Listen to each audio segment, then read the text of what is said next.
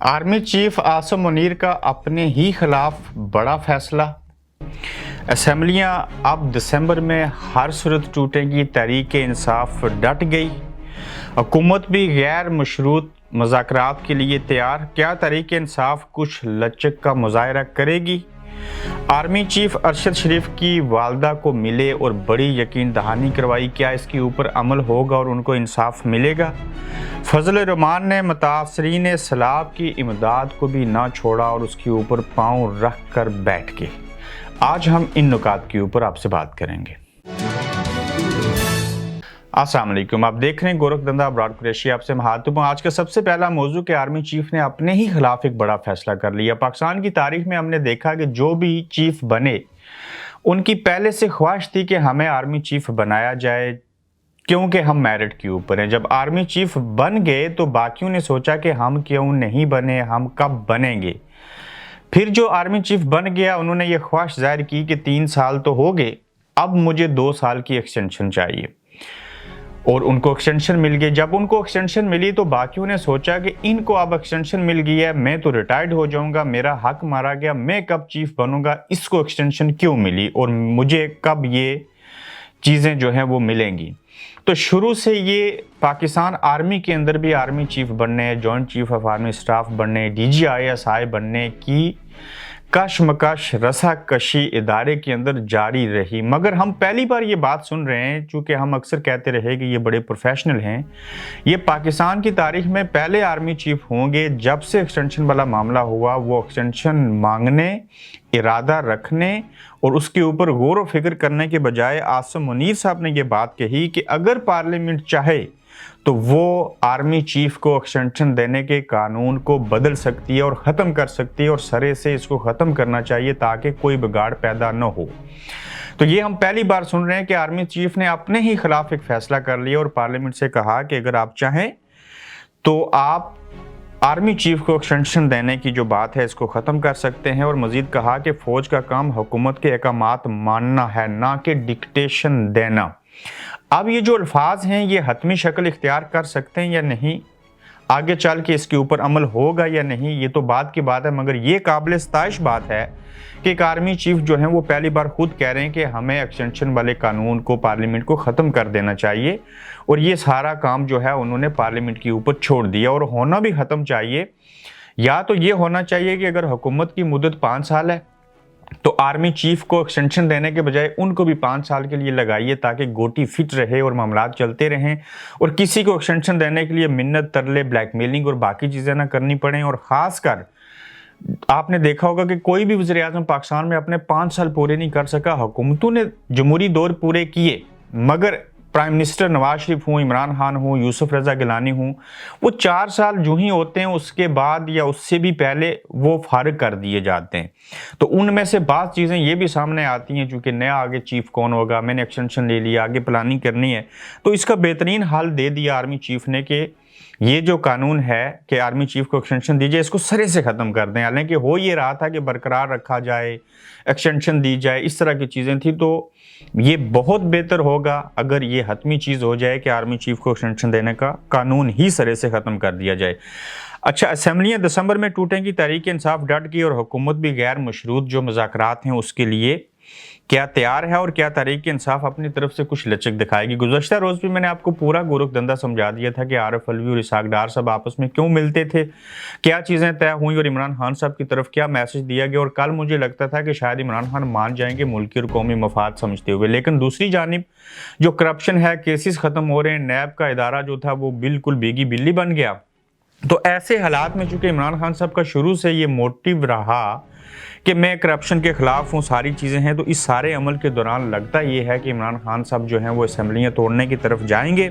मुज़ाकरात जो गैर मशरूत हैं उसके ऊपर बातचीत होती रहेगी, अगर ना माने तो असेंबलियाँ दिसंबर के अंदर वो तोड़ देंगे और इसमें सबसे बड़ी आजमाइश गुजरेगी जो MPA हैं उनके हवाले से और बिलखसूस चौधरी परवेज़ इलाही जो हैं उनके ऊपर और मोनस इलाही। अब लगता ये है कि मोनस इलाही और परवेज़ इलाही जो हैं वो काफ लीग जो है वो इमरान खान साहब को जैसे उन्होंने लिख के दिया इसके ऊपर वो पूरा उतरेंगे और असेंबलियाँ तोड़ने की सूरत में मुश्किलात पैदा होंगी। किसके लिए? हुकूमत के लिए, PDM के लिए। नए इंतखाबात करवाना ज़रूरी हो जाएगा, फिर ऊपर से मुश्किल हो जाएगा अगर फिर से तहरीक इंसाफ इंसाफ जीत जाती है तो उनको बहुत बड़ा नुकसान होगा। तो इस सारे अमल के दौरान मुज़ाकरात किस तरह से कामयाब होंगे, क्या हुकूमत कुछ अर्ली इलेक्शन के ऊपर मान जाएगी या क्या चीज़ें होंगी, लेकिन इमरान खान ने एक बेहतरीन किस्म का जो प्रेशर है वो डेवलप किया है पीडीएम की हुकूमत के ऊपर, और वो लगता नहीं है कि वो इलेक्शन अर्लीज करवाने के किसी बात के अलावा किसी और बात के ऊपर कंप्रोमाइज़ करेंगे। हुकूमत क्या करेगी, इनको नाहिल करवाने की कोशिश करेगी, बाकी चीज़ें करेगी, लेकिन उनको भी ये अंदाज़ा है कि इमरान खान साहब को नाहिल किया तो अवाम के अंदर इनकी पॉपुलैरिटी मज़ीद बढ़ जाएगी, लॉन्ग मार्च, धरने, जलसे, जुलूस होंगे तो उसको ये अफोर्ड नहीं कर सकते, चूँकि मुल्क की पहले से माशी हालत जो है वो दिगरगो है। तो ऐसे हालात के अंदर पीडीएम मुश्किल में और खान साहब जो हैं वो काफ़ी मजबूत विकेट के ऊपर है। नवाज शरीफ वापस आकर इलेक्शन मुहिम चलाएं, नवाज शरीफ पार्टी की दरख्वास्त कबूल कर लें, फौज ए पोलिटिकल रहने का फैसला इदारे का है, एतमाद है कि फ़ौज जो है वो अपनी अपनी हदूद में रहेगी, वो इंटरफेरेंस नहीं करेगी सियासतदानों को, वो खुद से कह रहे हैं आप अपना किबला दुरुस्त कर लें। तो इन सारे मामलात के अंदर देखते हैं कि मुज़ाकरात कामयाब होते हैं कि नहीं अर्ली इलेक्शंस के, चूँकि अब यहीं पे जो है सारा मामला अटका है। और दूसरा मुतबादल हाल यही है जिससे मुल्क के अंदर मज़ीद जो है माशी बुरान आएगा कि खान साहब असम्बलियाँ तोड़ दें। अगर ये बात जायज़ खान साहब की नहीं मानते तो फिर उनको अपनी जायज़ बात असम्बलियाँ तोड़ के करनी पड़ेगी। फिर आ जाते हैं जी कि मौलाना फजलुर रहमान मुतासरीन सैलाब जो थे उनको भी उन्होंने नहीं छोड़ा, और उनको मिलने वाले जो खेमे थे जो UNHCR एक इंटरनेशनल NGOs है उन्होंने दिए थे, और मौलाना फजलुर रहमान साहब United nation high commissioner for refugees इस इदारे का नाम है, वो खेमे जो शदीद सर्दी है, माइनस के टेम्परेचर में लोग बैठे हैं, उनके ऊपर लोगों को बैठने के बजाय मौलाना साहब जूते पहन के उन्हीं खेमों के ऊपर बैठ के, और बलूचिस्तान में जो उन्होंने जलसा किया आप ये तस्वीर देख सकते हैं कि उस जलसा के अंदर खेमों को ज़मीन के ऊपर बिछाया गया, और दूसरी तरफ हज़ारों मुतासरीन जो हैं वो सर्दी के अंदर बेयार व मददगार हैं, उनका कोई पुरसान हाल नहीं। और मौलाना फजलुर रहमान ने दूसरे लफ्ज़ों में हमें तनकीद करते हुए ये कहना पड़ेगा कि इन्हीं का जलसा था, यही वो वहाँ पे मौजूद थे, उन्होंने ही ये चीज़ें नीचे बिछाई हुई कि ऊपर वो बैठे, और उन्होंने सवाल बजाय इसके कि सवाल उठाएं कि ये खेमे यहाँ क्या कर रहे हैं, मुतासरीन के पास जाने चाहिए, तो उन्होंने उनको अपने इस्तेमाल में लाया, और ये बेहिसी है और इसके ऊपर यकीनन तनकीद ही हो सकती है, एहतजाज ही हो सकता है। और आप इमेजिन कीजिए कि ये कम से कम सैकड़ों खेमे जो थे वो यहाँ इस्तेमाल किए, अगर ये खेमे वहाँ मुतासरीन को मिलते तो वो इस सर्दी के अंदर बुरे हालात में ना होते और उनका हक मारा गया। आर्मी चीफ जो हैं उन्होंने एक बड़ी अच्छी बात की, आप इमेजिन कीजिए कि DGI वहाँ नहीं गए अरशद शरीफ की वालदा के पास, आर्मी चीफ साहबका जो हैं वो जनरल बाजवा वहाँ पे नहीं गए, कोई और इदारे से नहीं गया, और इस शख्स को देखिए कि ये कितने आला ज़र्फ़ के मालिक और इनके ऊपर फ़र्ज़ भी था, और अरशद शरीफ साहब की वालदा के पास गए, उनसे मिले और उनको यकीन दहानी करवाई कि आपके बेटे के जो कातिल हैं उनको इंसाफ मिलेगा। इंसाफ मिलेगा या नहीं मिलेगा ये तो बात की चीज़ है, मगर उनका वालदा के पास जाना, उनसे मिलना, उनकी ज़ख्मों के ऊपर मरहम पट्टी करने के मुतरादिफ है। और ये बहुत अच्छा इक़दाम किया आर्मी चीफ़ ने, जो अरशद शरीफ मरहूम जो हैं उनकी वालदा से जाके मिले, और इससे भी उनको एक हौसला मिलेगा। और आर्मी चीफ़ ने अरशद शरीफ के अहल खाना से मुलाकात की है, और अरशद शरीफ की वालदा को बड़ी यकीनदानी करवाई है कि आर्मी चीफ़ का अरशद शरीफ की वालदा से मुलाकात में कहना था कि आप यकीन रखें अरशद शरीफ के कातिल हर हाल में अंजाम को पहुंचेंगे, हमसे अरशद शरीफ के कातिलों की गिरफ्तारी में जो भी मामलत हो सकी वो हम करेंगे। अब तो ये नए आर्मी चीफ के जो हैं वो बयानात हैं, उनकी ये वो बातें हैं जो उन्होंने शहीद की जो वालदा हैं उनके साथ शेयर की। कैसे इंसाफ दिलाएंगे जब शहीद की वालदा ने ही साबिक जो आर्मी चीफ हैं, एक सेक्टर कमांडर हैं, फिर उसके बाद बाकी आर्मी के अफसरान के नाम उन्होंने कातिलों की लिस्ट में शामिल करवाए।